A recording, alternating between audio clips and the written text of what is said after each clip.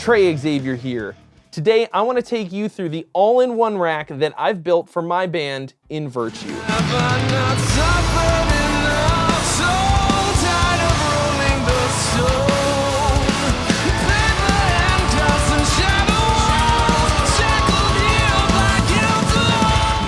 If you've ever been on tour, then you know that it is incredibly difficult and very expensive. But because it's 2019 and technology for musical instruments and gear is in an amazing place, I think it's possible to get your touring expenses and complications down to a very reasonable and manageable amount by leveraging the kind of technology that we've got. So with that in mind, I came up with the idea of the all-in-one rack. Now, most bands cannot afford roadies. They can't afford to have a whole crew of people worrying about every aspect of the show. And even if you do, if you can eliminate a lot of that, you can save a ton of money, a lot of time and effort, and complication when you actually get on stage. My hope with this rack is to eliminate a bunch of different problems that touring bands face. Having either a dedicated monitor dude that you have to pay or relying on the venue monitor guy is a problem. Neither one of those things is ideal because either it's expensive or it's just plain questionable. You know, the guy running the monitors at the venue might not care that much, might not be that responsive, maybe he's having a bad day. With the all-in-one rack, we are eliminating the monitor guy entirely. We're making him obsolete by using the X32 rack and some in-ear monitors. The way that we do that is by making sure that everything, as much as possible, is internally routed and processed before it goes to front of house, because that way we have as much control over it as we could possibly get. Thanks to the way that the X32 works, we can each have an individual monitor mix for our IEMs, which once again eliminates that variable of having somebody else worry about that, you know, having to do this thing, waiting for a guy to figure out where the thing is and turn the right knob and go like waiting, and then he turns it up too much and you go like, no, God, please stop. The monitor guy has the power to ruin your life on stage, and we want to give you the power to ruin your own life. First, I'm just going to tell you what all of this stuff is and why it exists. So first of all, we have a 16-unit rack. So this, I feel like, is the biggest rack that I wanted to carry around.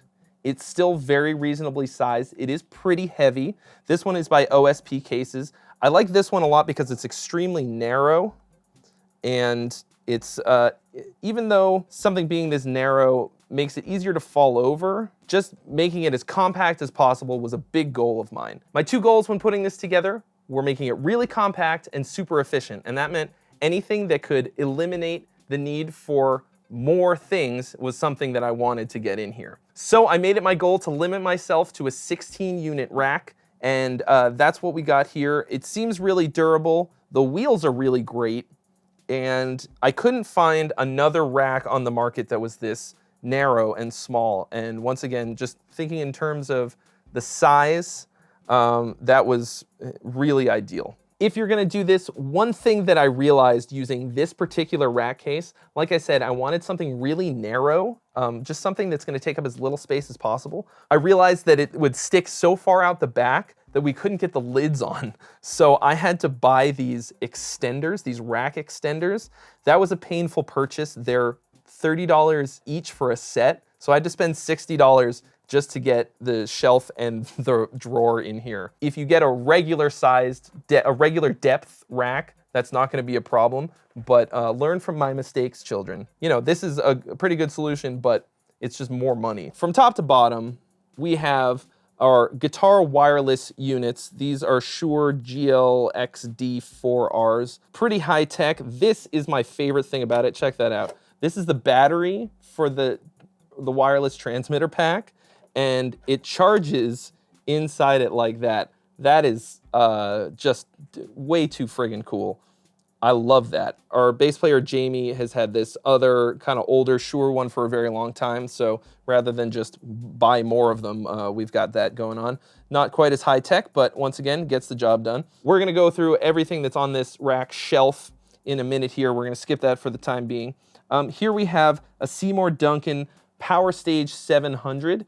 This is a stereo, solid state, clean, full range frequency response power amp. It's rad as hell. I mean, it's super powerful, really clean, got a 3-band EQ, and it's stereo, so we can run 2 cabs off of it independently. And because there's 2 guitar players in the band, that's very important. And it's sort of like 1.5 rack units. It's a little awkwardly sized, but it's still a lot smaller than a lot of rack mount power units out there that are like 2 units and they're huge and heavy. This is the jam for me. So this rack is designed to go pretty much 100% direct, because if we have to bring cabs with us on tour, that's more things to carry. It's heavy. I love cabs. I mean, I love cabs. I love guitar cabs. They're great. They sound amazing, but they're huge. You know, if you're a small touring band, you don't want to have to bring cabs with you on tour. I hauled 4x12s all over Europe one summer, and oh my God, I swore that I would never do it again. It's such a pain in the ass. But let's say hypothetically that either you want to bring cabs or you're on a touring package and there's already cabs and the other band doesn't mind letting you use them, or you're sharing cabs, or maybe there's backline cabs at every venue as part of the rider, or you just want some on-stage volume in addition to going direct. That's why we've got the Seymour Duncan Power Stage 700. So we have this set up in a way that each of the HX Stomps has a line going out without a cab sound on it, and those will go to this, and then this goes out to the cabs. And so we can play with or without this, but it's there if we need it. Especially, say we go to a venue, they've already got the cabs mic'd up, they don't want to let you unplug them and plug them in here, they're being pains in the ass. Just say, fine, we'll play through the cabs. And then basically we have like 30-foot long speaker cables that will come out of the back of this, so we can have this pretty much anywhere on stage and then plug into cabs wherever they are, and then it's not a problem. Here we have the brain of the entire operation, the Behringer X32. This is pretty standard issue for in-ear monitoring. There are a lot of things out there that are just like it. Other brands make rack mixers that are also very good. This one I think is just the most ubiquitous. I see this in a ton of racks. I've done probably 100 episodes of Rigged, and I don't know, maybe half the bands have either this or something like it, so we just had to go with it. I bought it used for about $750. Knew they're a bit more than that. It was one of the bigger purchases for this, but you can't really do this without it. Moving on, we have these Shure PSM 300 transmitters. These are for the in-ear monitor mixes. Now you'll notice there's only 2 of them, even though there's 5 dudes in the band. Well, these are stereo transmitters, but we are running mono mixes for our in-ears. So that means that we could use one of these for each 2 people in the band. And then for the drummer, we just have a really long cable. Since he's not running around the stage, we can just run a headphone out from here and just use a really long cable. And that saves us a whole rack unit. We do have the space in case that winds up not working or something, or if he decides that he really wants a wireless unit, we can pop that up here and just spend a little bit more money. Moving on, right here we have the S8 from ART, and it's a splitter. It's an 8-channel splitter that takes an XLR signal in the front and it turns it into 2 XLR outs in the back. So, for example, we show up to the venue, we plug in, for example, my vocal microphone, and that goes into here, splits into 2, one goes here, one comes out here, that goes back to front of house so that the audience can hear us. That's very important. Then over here we've got the HOSA PDR 369 mic in panel, and all this does is it takes that split signal and it takes it from the back and it puts it out the front. And that's extremely important because you don't want your sound guy futzing around in the back in the black spaghetti, trying to figure out where to plug things in. You want it very neatly labeled and very easily accessible in the front to avoid any kinds of possible screw-ups that you could have. So that's how we do the vocal microphones, and then everything else is coming from internal routing, and those all go out to front of house like that. We've got 4 vocal mics at the moment. Everybody in the band sings, actually. We're probably going to have to figure out a way to get a 5th one in there.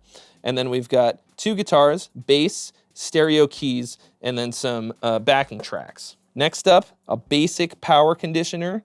Through a miracle of science, I was able to get everything plugged into a single power source. That's everything that's in this rack is all going into this one power conditioner that's a single rack unit.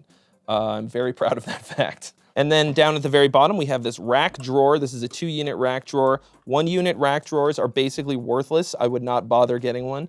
And 2-unit ones are huge and very heavy, but really there's nothing for it because this is where you're gonna store all your in-ear monitor receivers and your transmitters for your guitar wireless packs and stuff like extra cables, the actual in-ear monitors themselves, and all kinds of various and sundry extra things that you're gonna need ready access to at the show.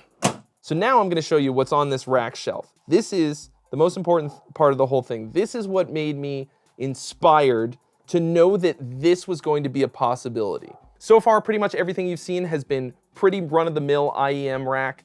This shelf right here is where the magic happens. This is where I've done something that so far I don't think anybody has done. So when I first saw that the Line 6 HX Stomps were announced, I immediately knew what I needed to do. I knew right away that I was going to be able to get 3 of them into one rack shelf and get my entire band's modeling into the smallest space that it's ever been in a rack, as far as I know, in the history of time, since the beginning of the universe. So the HX Stomps are a godsend. When Line 6 announced them, I got so excited.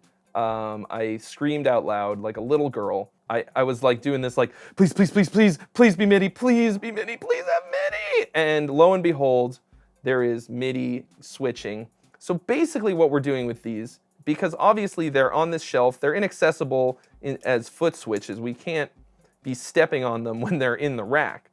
Basically what we're doing is we're using them as sound banks. So the wireless units are plugged straight into here. So we're playing into these, and these are going straight into the Behringer and then out to front of house. So then you're asking, well, how do we access the patch changes if the foot switches are all the way up here when we're playing out here on stage? Well, we don't ever have to step on any foot switches at all because everything is switched along with the click track by this Cymatic Audio LP16. This thing is the shit. This is a complete playback unit, and you can get 16 individual outputs from this, and you can route them however you like with synced MIDI. So yeah, right here we've got the MIDI output, and it's playing back the track out here. This is the click track, and then we can do mono or stereo tracks, or actually you can do 15 more tracks, and they can go wherever you want. Right now we just use basically stereo backing tracks for like a couple little things like some sound effects, some backing vocals, that kind of thing. As you can see, if I like mess up the patches, like put it on whatever, and then hit play, everything switches in real time through MIDI. And you can't hear it, but the click track is going right now into the in-ears. And so everybody hears the click track, everything that's going on in the band, and these are switching in real time along with the song. The crazy thing about the HX Stomp is that it's literally all the exact same sounds and effects as the larger Helix units. So the big Helix, the rack mount Helix, is 3 units, and it's great, but it's enormous. And the HX Stomp has all the same sounds, just less processing power, so you can't have huge signal chains. But we don't need big signal chains. We play metal. We have very basic needs.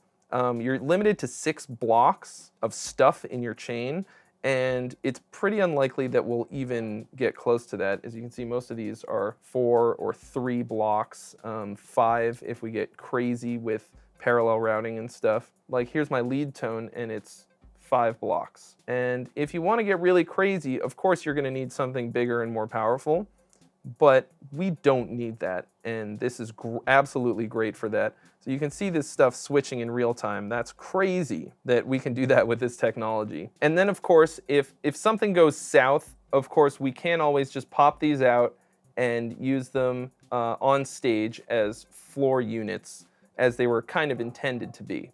But if everything goes the way that it's supposed to, we'll never even look at these or see them. They'll be in the drawer will be closed, and we won't even have to think about it. We'll just hear the sounds as they go past. I literally cannot say enough good things about the HX Stomp. This was absolutely my #1 piece of gear for 2018. It's easily the best quality for the size modeler that you can get. It sounds exactly the same as the big Helix units, and it's just so damn tiny. Previously, if you wanted to take modelers on the road, you either had to have a really big floor unit, or you had to have 2 or 3 rack units per modeler, which meant that everybody either had to have their own rack with power, or you just had to have a massive rack. And we fit everything for the whole band into one 2-unit rack shelf.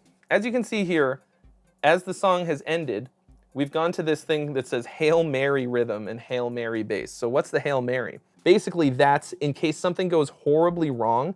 At the beginning and end of every playback track, it goes to this sound. And this is like a super general, run-of-the-mill metal tone with no gate on it. That's because how many times have you seen a band running their show off of a laptop or a click track and something goes haywire and they can't finish the song or the set? We like to have the click track for a lot of different reasons, so that we can run some backing tracks, of course, so that we don't have to do any patch changes at all, but we don't want to be completely dependent on it in case something goes wrong.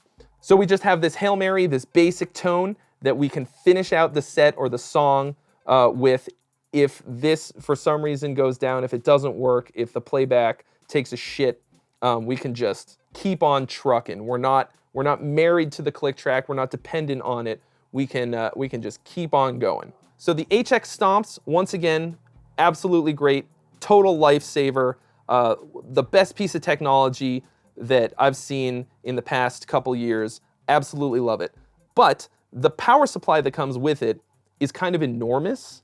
And so we had to find a solution for how to power these things all in one thing without using up all the power supply spots in the power conditioner. So I went on YouTube to find some solutions that people have used. And there was a video by this guy, Paul Chucks. Chucks is the company that makes these amazing power supplies. This is the DC7 from Chucks. And he had this whole video on how to use the DC7 to power the HX Stomp. And I got in touch with Mr. Chucks to ask if it would be possible to use the DC7 to power 3 of them at once. He said it was totally possible, and it could easily power it. All you had to do was get the kit that made it so that you combine 2 outputs of each thing. So this thing is the bomb. If you're gonna run a setup like this, I highly recommend that you get something like this. It's not that expensive, it's super powerful. You can see it's running only 40% of the max possible load while running all 3 HX Stomps at once. That's bonkers. So far we've accounted for getting everything into our in-ears internally, except for the drums. The problem, of course, with drums is that it takes an enormous amount of inputs, and we just don't have that kind of space. So I came up with a hack using this really cool piece of technology from Ultimate Ears called the Sound Tap. The front of house engineer is going to have to mic up the drum kit no matter what. So the way that we're gonna get the sound of the drums into our in-ears, into the Behringer, is we're gonna steal a feed off of the monitor mix. So this crazy thing, this Sound Tap, does just that. You actually physically unplug a monitor, plug it in here, and then plug it back in from here into the monitor. And then the sound goes out here, out the headphone out, and then we're plugging that into the Behringer. And then you can use these knobs to control how much volume is going out here and how much is going out to the monitors. So basically what you have to tell the house monitor guy is to turn everything off in the monitors except for the drums, and that you're going to be unplugging one of the monitors and plugging it into here. Whether or not you tell them that is really up to you. They might get mad, they might not care. I found that if you explain it to them, they're like, oh yeah, that sounds cool. Then you just tell them to turn off everything else in the monitors and only give you a drum mix. So I know I said earlier we were making the monitor engineer obsolete. The dude is already there. He's gonna have to do just this one job. You can also just have like a trash mic, which is just like a single 57. You point it at the drums, you put it on the floor next to the drums so that you can get a real basic drum track in your ears. That works, we've done that before. It's not ideal, but it does the job. So there you go. So here's how the LP16 works. This thing is really rad. This replaces a laptop, okay? Laptops are universally a bad idea to bring on tour with you. Oh my God, the horror stories. I've heard of bands legitimately having to cancel shows because they forgot the laptop that runs the whole show. They left it somewhere, you know. You don't want the thing that you're answering emails on and running all these programs on to be the thing that you're depending on to run the show. So this is a dedicated playback thing that has synced MIDI out and 16 outputs for running your whole show, backing tracks, whatever you need. This thing is the bomb. I wish it was a better form factor. This is super awkward. The MIDI goes out the front for no reason. It's not square, it's like angled. I really feel like this needs to be a rack mount thing, but it's still infinitely better than having a laptop on so many levels. So it runs the whole show off of a thumb drive. I highly recommend you get a really compact one like this. For a little bit, we had one that kind of sticks out, and it just made me really nervous. You could easily just like, and break the thing off, and then you're gonna have a real bad time. It's this big. I got this on Amazon. This is like a 32 gig, which could hold 10 of our set. So this runs the whole show. It's extremely dependable. It's a solid state memory, of course, on this stick. It's about as basic as it could get. It's not running on a spinning disk drive, so if the stage shakes, it's not gonna skip, and you're not gonna have that kind of a problem. You can run it with a foot switch, so you can hit play and stop with a foot switch, so you can run it remotely. There's a Cymatic Audio app called U-Tool that's free, and it allows you to route all the tracks that are gonna be on the song that you're using for each song in your playlist, along with the MIDI, and you can route all of the tracks out to any of the 16 outs that are in the back here. It's extremely powerful, and it's actually not that expensive anymore. I think this was like 300 something, and you gotta get it. It's super clutch. For expression pedals, we're using the Mission Engineering Line 6 branded pedals. This is cool because it's already set up to be used with Line 6 stuff. You know, if we need a wah or a volume pedal kind of a deal, we use these. It's super simple, crazy heavy duty, and yeah, it says Helix right on it. They were literally made for each other. In order to use the Behringer wirelessly, which means that every person can use the Behringer app to set their in-ear monitors, or we can change things in it that we need to with the Behringer app for the X32. You have to have an external router. It does not have a router built in. So we got this TP-Link. This is like one of the smallest routers that you can get that doesn't suck, and it's like $45 on Amazon. This is definitely the one to get. Look at how tiny it is. It's just a little baby boy. So the TLDR here is that everything is self-contained as much as possible. The modeling is all in this rack. It's switched by the Cymatic Audio LP16. We get the drums in through the sound tap. The guitars come in through these wireless units, and it goes out to our in-ears via these transmitters after being mixed in the X32. We plug the microphones into here, and then everything that goes out to front of house from us comes out of here. So the front of house guy is gonna plug all of his cables into here, and that's how he's gonna mix us. Moving on to the back, the black spaghetti portion of the video. Basically all you can see is a mess, and this is with like pretty good cable management. Cable management is tough and very important. I highly recommend getting some really good cable ties. Hosa sells them in pretty big bulk for very little money, and it's gonna be a total lifesaver because this is what it looks like when it's good. Imagine what it would look like with none of these, with no cable ties at all and no semblance of cable management, and then something goes wrong. you're gonna wanna die. So not only are you gonna wanna make sure everything is bundled up, and so the cables are as short as you can get them, you're also gonna wanna label them as well as possible. We just used bright green gaff tape and wrote on it with Sharpie, and it's really, really easy to read. So I highly recommend doing something like that.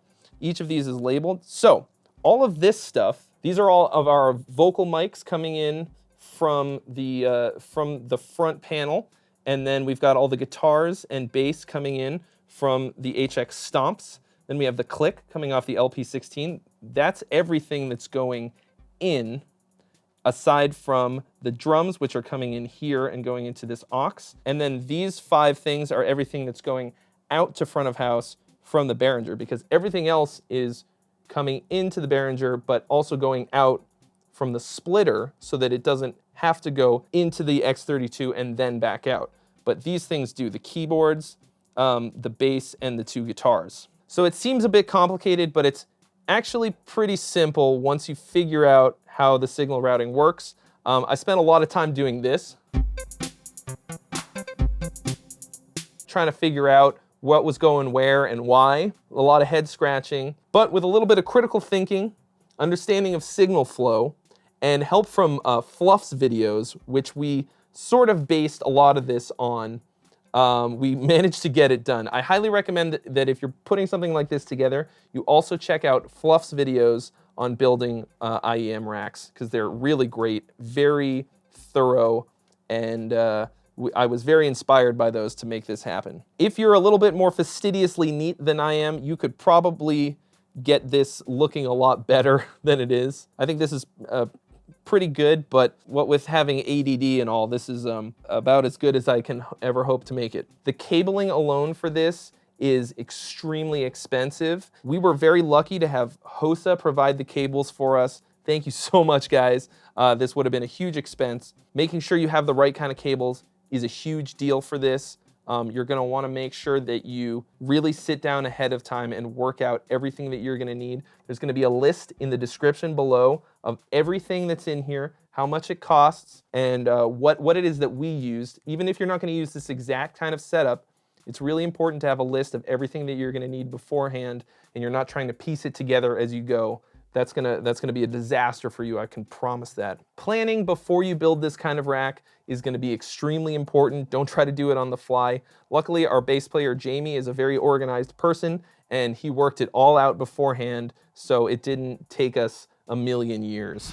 There you have it, folks, the Invirtu all-in-one rack.